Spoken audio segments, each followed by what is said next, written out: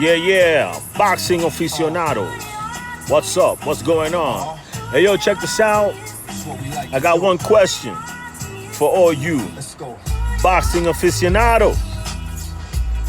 How serious should Jermall Charlo be taken?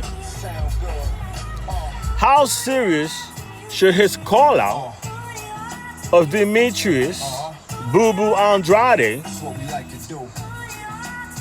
how serious should it be considered? Right? I think it's a relevant question, don't you? I find it fascinating that after all this time, right? All this time, literally years, right? Literally years of swimming around each other, you know, going as far as receiving offers from the zone. You know, after all this time and all this ballyhoo, all these conversations, now Jermall Charlo calls out Demetrius Andrade when he damn well knows that the WBO has put Demetrius Andrade in a bit of a bind for, you know, to be able to make this fight. How serious can you take this man? You know? What's he gonna do? What's he gonna do? Is he really gonna fight Demetrius Andrade without the WBO belt on the doubt? Would he fighting for anything less than a unification? Is that worth his time? You wouldn't take a fight with him when he was readily available, and the belt would be on the line. But now that he would literally have to drop the belt in order to fight you, you want to call him out. Ladies and gentlemen, I call bull on that. I call bull on that because there's a lot of moving parts to that call out, right? First of all, you'd have to find out what you're gonna do with Janibek, right? What you gonna do about that?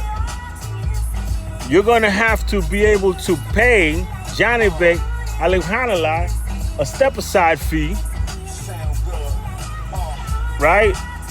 In order for him to bypass his one opportunity to get a great name on his resume and get and possibly get a belt off that instead of fighting for a vacant. Because let's say Alim Hanalai does take, you know, the step-aside fee. And let's say Charlo is victorious. You think he'd fight Janibek next? Or will he drop that belt? Let's say Demetrius Andrade beats Charlo. You think he would fight Janibek next?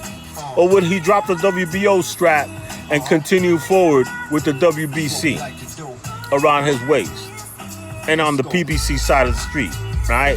Like, you have to be a buffoon, a fool, to fall for that. If you're Janibek, that is, right?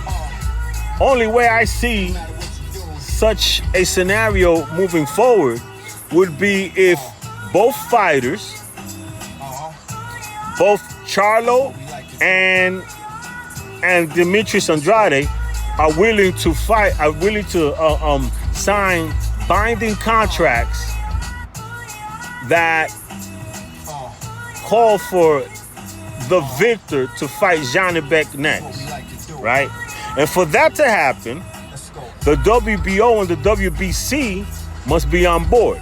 Now, curiously enough, Janibek is rated pretty high with the WBC. The last time I checked, he's actually rated as far as number 5, which is why I thought that Top Rank should go up the WBC route, because if they would have taken the WBC route to a belt, you know, there's a lot of names over there. There's Adames, there's Charlo, there's Eubank, and let's face it, the WBC strap is a much more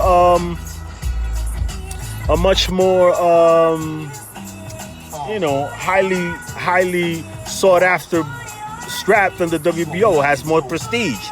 Don't know why exactly. With all of the corruption that they do at the WBC, you would think that their prestige would falter. But it hasn't. Everybody loves that green belt. So what I'm saying is this. If the WBC, Mauricio Suleiman, and the WBO, I believe, is Gilberto Mendoza, if they both get on board and say, okay, Janibek can take a back seat and we'll let you guys unify, but no matter the victor, either one will have to fight Janibek next. The WBC and the WBO would both have to agree to enforce those parameters in order for Janibek to feel safe in stepping aside for that, to let that unification take place. That's where you would see the benefits of sanctioning bodies working together. But is that going to happen? That's a pie in the sky. I don't see any way, shape, or form that's going to happen. You saw that the WBC just moved the mountain to have Keith Thurman leapfrog